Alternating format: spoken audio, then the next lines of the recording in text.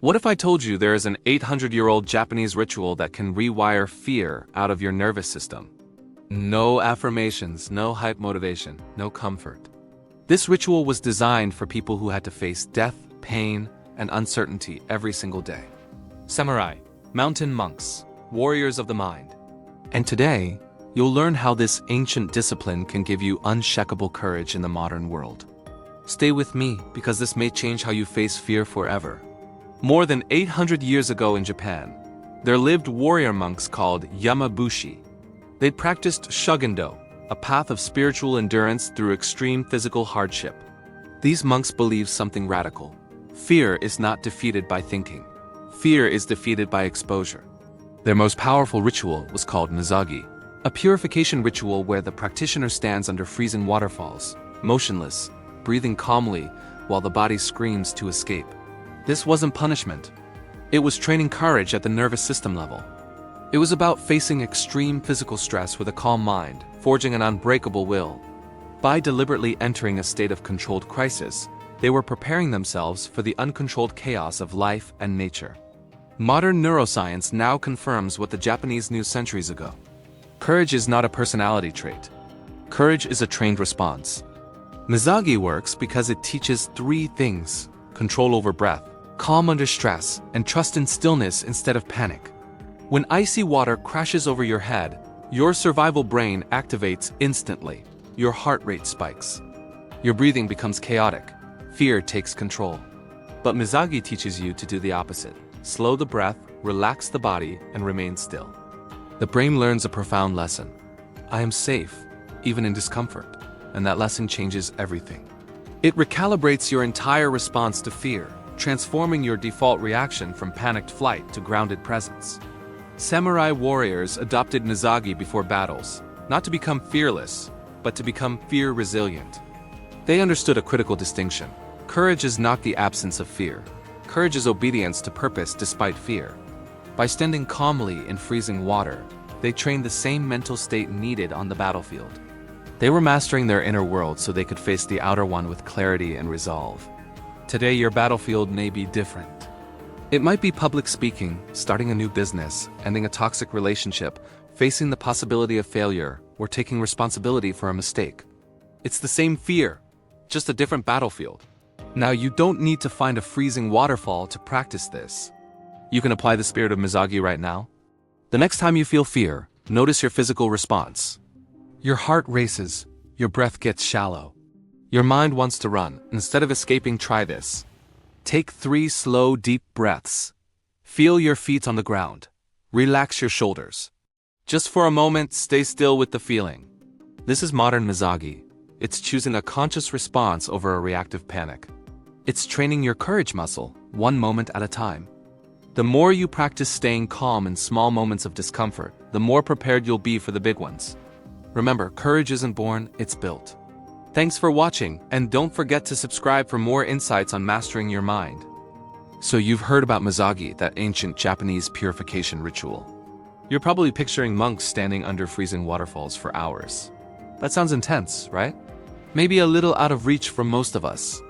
But what if I told you there's a modern way to practice Misogi safely without needing to climb a sacred mountain? I call it the modern Misogi, and it's a powerful tool to master your nervous system and build real courage. It's not about being a tough guy. It's about becoming unshakable. Ready to learn how? Let's break it down into 4 simple steps. Step 1 is cold exposure. This is the core of the practice. It could be a cold shower, an ice bath, or a dip in a cold ocean or lake. The key is to start small. Don't try to be a hero on day 1. Just aim for 30 seconds. That's it. The goal isn't to endure misery. It's to introduce a manageable stressor to your body. Step 2 is controlled breathing. This is absolutely crucial. While you're in the cold, your instinct will be to gasp and hyperventilate. You need to fight that urge. Instead, breathe slowly and deeply, exclusively through your nose. This signals to your nervous system that you are in control, even when your body is screaming that you're in danger. It's the difference between panicking and managing. Step 3 is stillness, mentally and physically. Don't thrash around, don't shiver uncontrollably, and most importantly, don't fight the discomfort.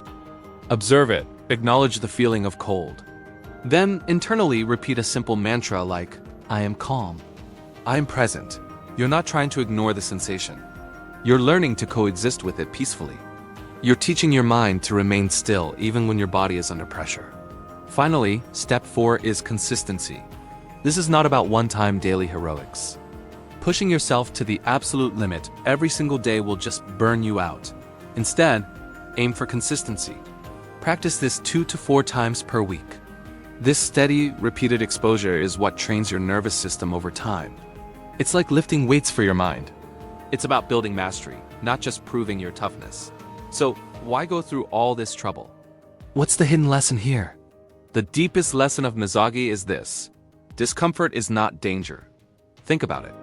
Most people spend their entire lives running away from any hint of discomfort, whether it's a difficult conversation, a challenging project, or physical strain.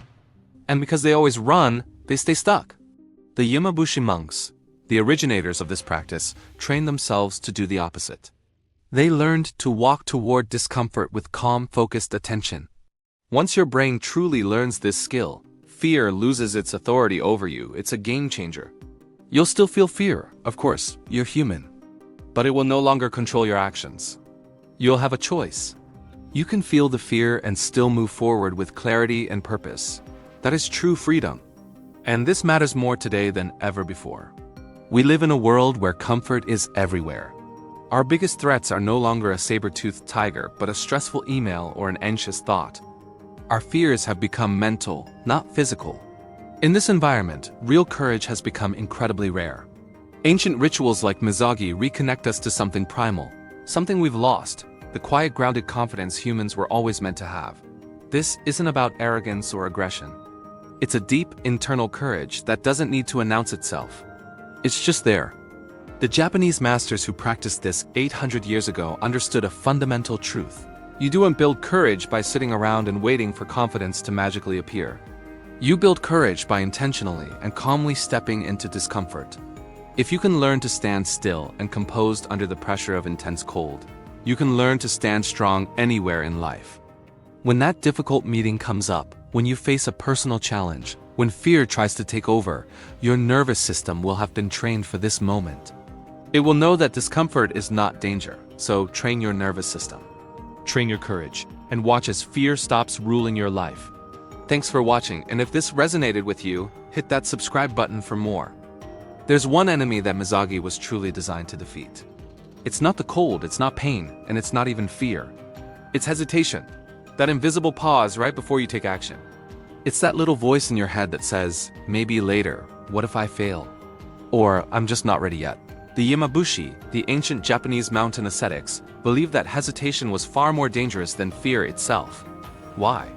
Because fear can actually sharpen your focus and your senses. Hesitation, on the other hand, just weakens you. Misogi is a training in instant commitment. When that icy cold water hits your skin, you don't get to negotiate with it. You don't get to delay or think it over.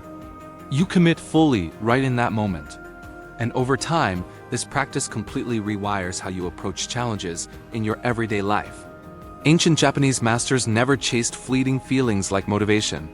Instead, they trained for a state of constant readiness. Misogi was never about a single, heroic moment of bravery. It was about becoming the kind of person who could enter a difficult situation without collapsing. And after weeks of consistent practice, something really interesting starts to happen.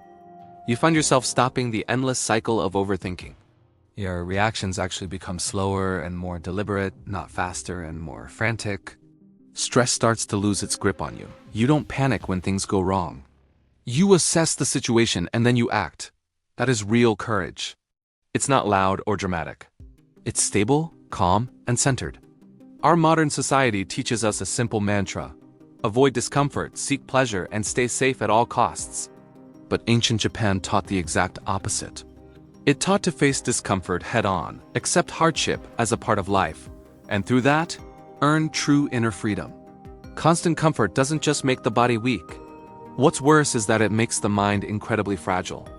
Misogi is a practice that hardens you on the inside without making you harsh or cold on the outside. It helps you become calm in the middle of chaos, focused when you're under pressure, and unmoved by emotional storms. This is precisely why it was practiced by everyone from warriors and monks to leaders. And here's something that no one really tells you about this kind of practice. After you've been doing Misogi for a while, you stop needing validation from other people. You don't feel the need to prove your strength to anyone. You don't need their approval. You don't need to be loud or make a lot of noise. Your confidence starts to come from your own direct experience. You know what it feels like because you've stood in discomfort.